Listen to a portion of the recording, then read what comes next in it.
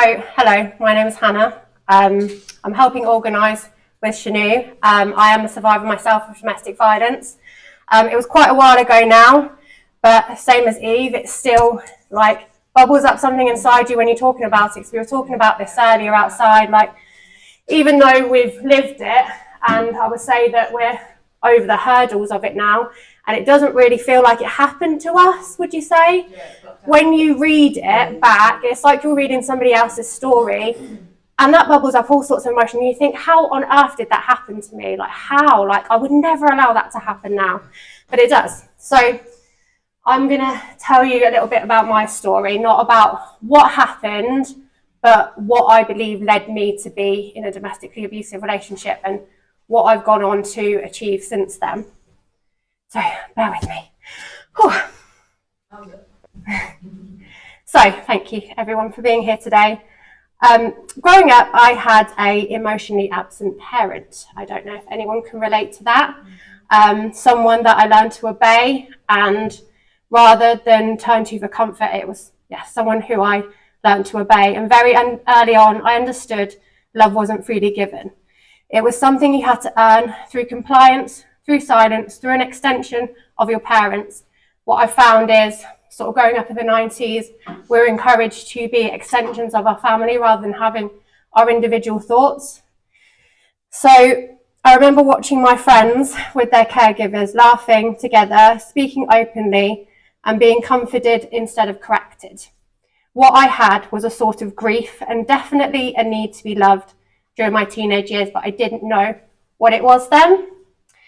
I also want to add here that I'm not here to blame anybody for my life choices and what I've been through. It is just about understanding things and finding out why, because I believe that that's the best healer. Bear with me, sorry. So that feeling followed me onto my teenage years and into adulthood, and I believe that it became a blueprint for my life going forward. So I had to learn to adapt to fit into school, which I found incredibly difficult. I became a people pleaser. I learned that being accepted was way more important than being authentic, which is something that I'm still trying to deal with now, like just trying to be myself. I became hyper aware of other people's emotions, expectations, while completely disconnecting from my own. I became angry, and some might say reckless. And those survival strategies, they worked for a while, but those patterns followed me into adulthood in ways that were far, far more dangerous. I ignored my own needs, I accepted less than I deserve, and I stayed in places and with people that didn't feel right because this is all that I knew. Failed relationships became normal, numbing the pain became normal, and any external distraction to quiet the internal chaos became normal. And then one day, everything changed. It was my 30th birthday.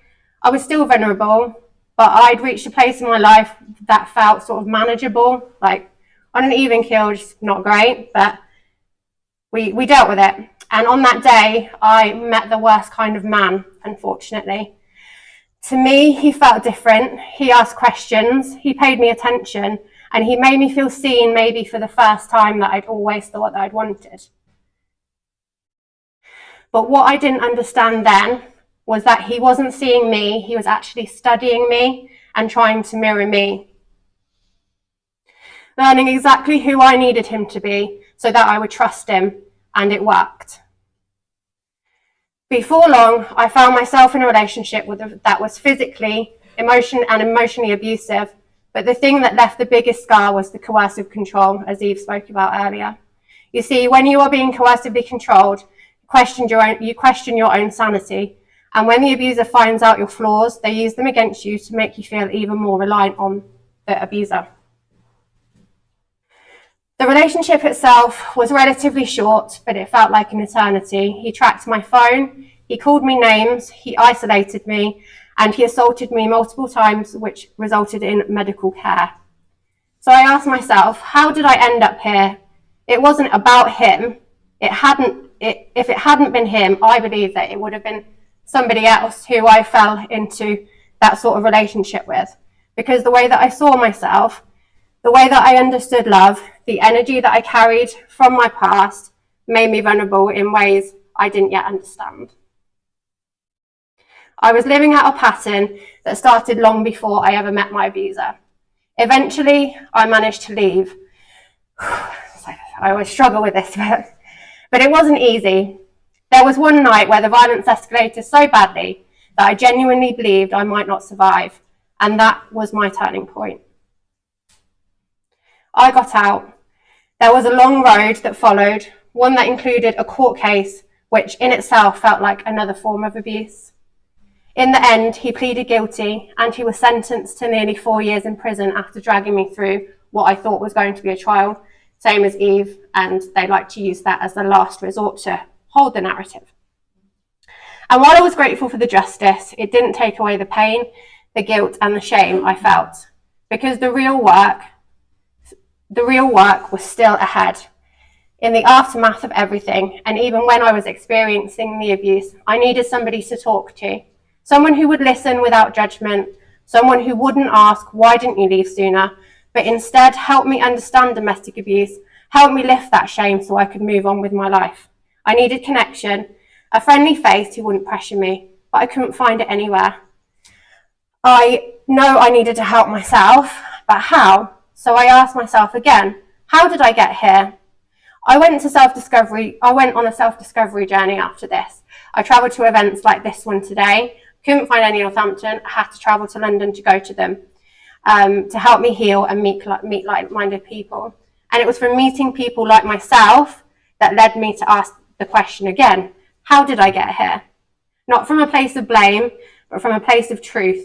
And that question changed everything. Because instead of looking at my life through shame, I started to look at it through understanding. I began to trace things back to my childhood, friendships, how I felt in school, my relationships with my family, to the beliefs I had formed with love, about love, worth and safety, to the patterns I didn't even realise I was participating in. I began to understand that behaviours and coping mechanisms are often inherited, not because people are bad, but because they're unhealed. The shame started to lift.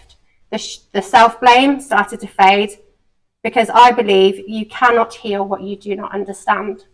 And as I began to heal, I realised something else. The very traits that I had learnt during these experiences, the hyper-awareness, the ability to read a room, the resilience, the emotional depth, the determination to keep on going, they were strengths and skills that I could use to benefit me.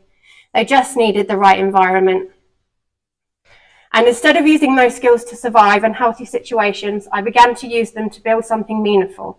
I built a women's empowerment community, a space where women could be heard, a space where there was no judgment, a space you didn't have to explain your trauma to be believed, a space where support is unconditional, which is so important, because that's what I needed at that time.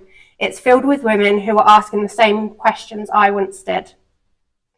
Women who are understanding their past, rebuilding their self-worth and learning sometimes for the first time what healthy connection actually feels like. Not as someone who has all the answers, but as someone who understands their journey, because I've lived it. I am now someone who took survival strategies and turned them into leadership, connection and creation. The main reason I am here today is to inspire conversations about how we can make impactful changes to women's lifestyles, how we can teach them about patterns and generational behaviours from a young age. How can we encourage women to lead without anger and step outside of their past? I have now met and built a community of women who I'm able to be open and honest with, and in return they trust me with their problems, and I could not be any more grateful for this. Thank you.